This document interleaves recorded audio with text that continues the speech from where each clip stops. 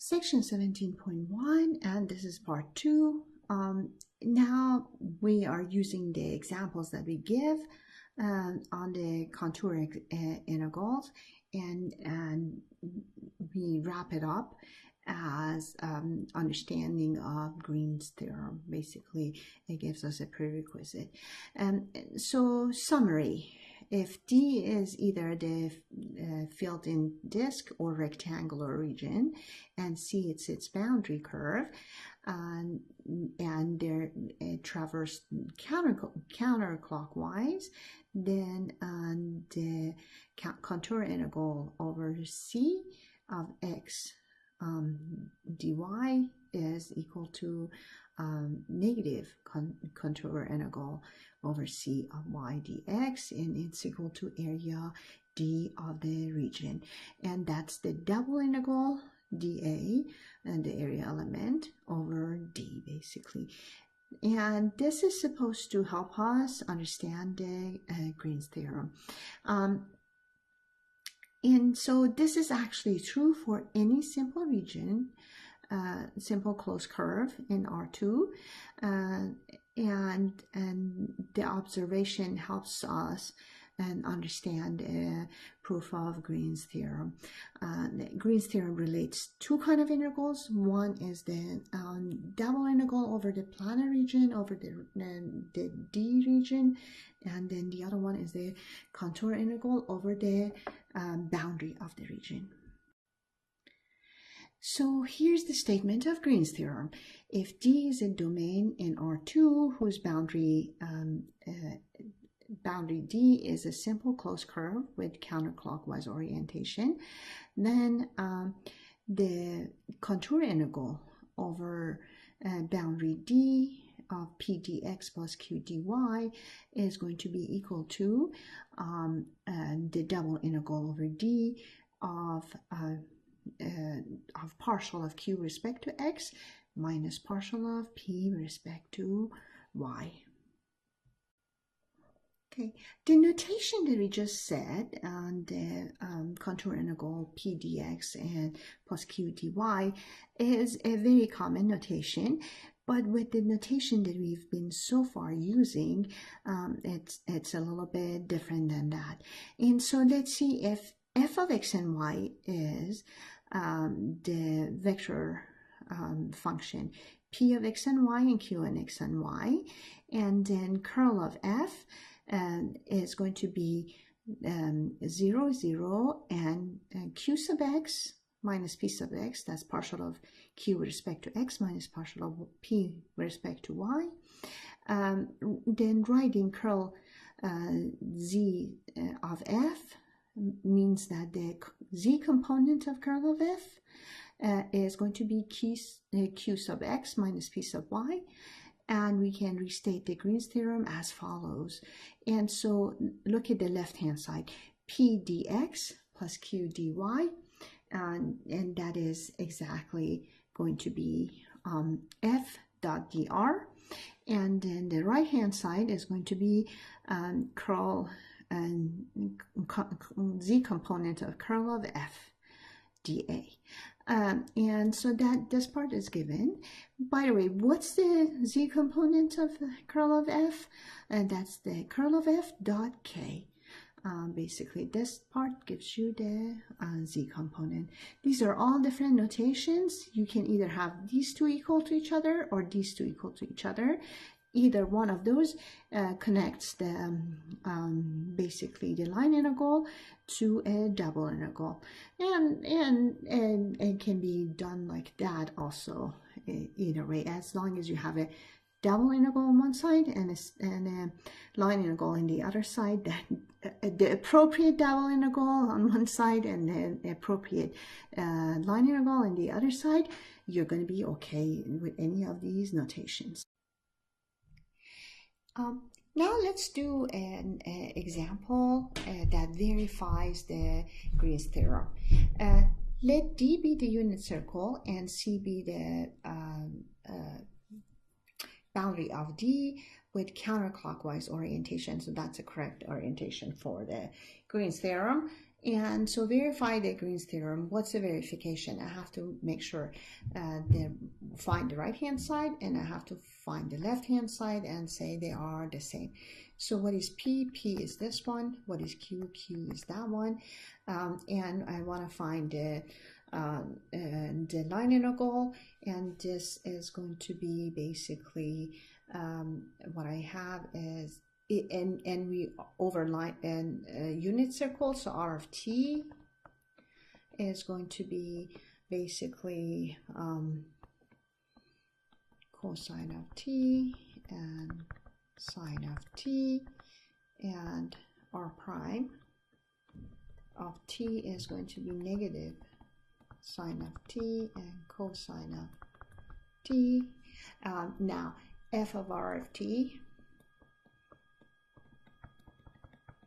is going to be cosine of t and sine squared t and cosine of t, and then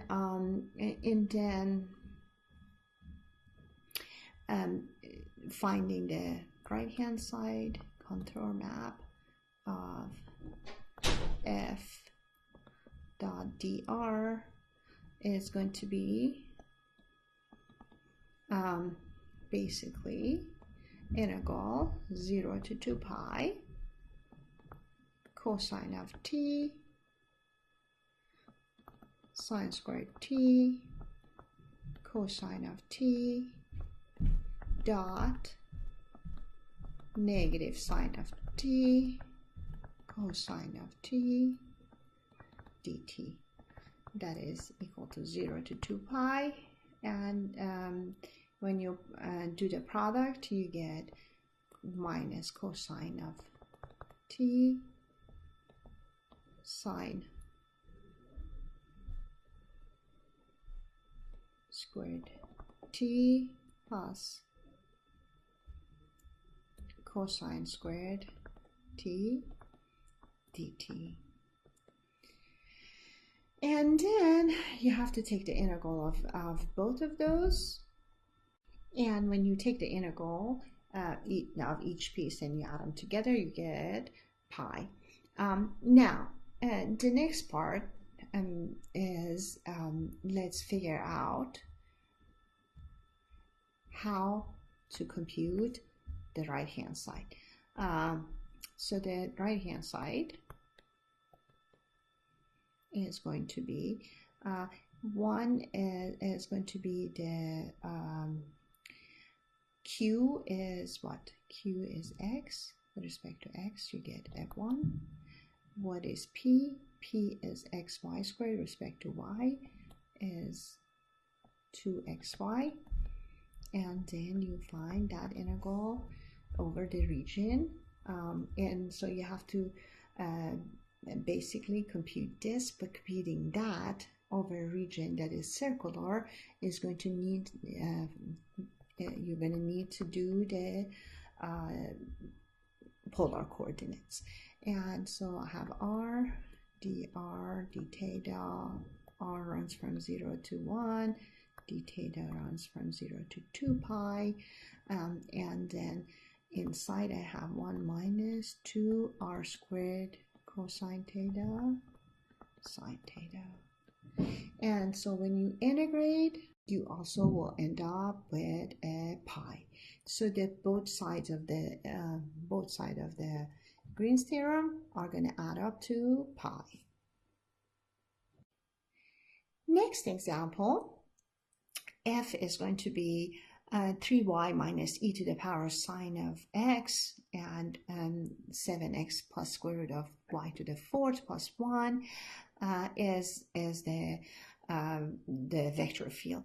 From the one that we just did before this, we realized that one side was kind of less calculation intensive, and this one also, when I'm doing this problem, what I'm supposed to do is the work done by f, which is going to be the contour integral over the circle, which is that of f dot dr. But look at f and look at the dr and what you plug in, it's going to be very calculation intensive. So instead of computing this, what I do is I compute that. So I say, well, this is equal to that. Double integrals are a little easier to compute than line integrals sometimes. And so why not to do this?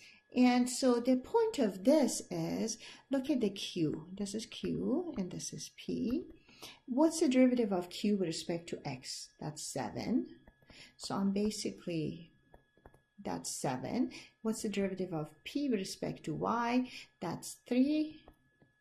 So I'm basically calculating integral of 4 dA, and that's 4 times the area of the circle, which is the circle was what? Circle was a unit circle, so this would be 4 times pi, and that's the answer. So Green's theorem can make our life a lot easier because we know one way or we know the other. One of the important applications of Green's theorem is that somebody who needs to know an area of whatever surface, they actually travel around that surface, and using the integral on the left, they find the area on the right. That's actually one of the nice applications of Green's theorem. So now let's do an iClicker. Here's the iClicker 17.1a. Let's see the circle of radius 3 centered at the origin. Quickly evaluate the contour integral of 4xy minus 3x squared dx plus 2x squared minus 1 dy. And go. Okay, now that you stopped and came back, let's see. In here, what is P? P is this one. What is Q? Q is that one. What are we doing? We're actually evaluating F dot dr over over the contour map.